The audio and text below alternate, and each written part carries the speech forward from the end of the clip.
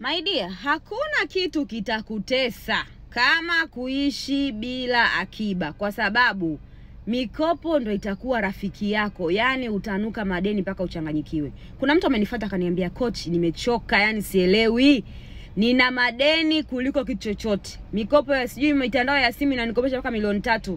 Sijui mikopo ya app kila mahali. Ninadaiwa vikoba. Na sio kama sipati pesa coach, napata, lakini nashindwa kuelewa kwa nini. Nikamwambia kwa sababu umekaa kwenye cycle ya mikopo na ndio maana huwezi kutoka, na kwa sababu pesa yako unayoipata yote unalipa riba na ndio maana huwezi kutoka.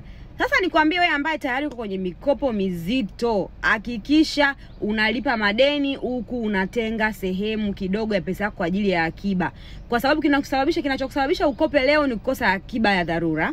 Na ndivyo hivyo unapoendelea kulipa madeni bila kuacha kuwa na sehemu kidogo ya akiba, hauwezi kutoka hapo. Hivyo kuanzia leo usile mbegu. Umekuwa kwenye mikopo na madeni kwa sababu umekuwa ukila mbegu.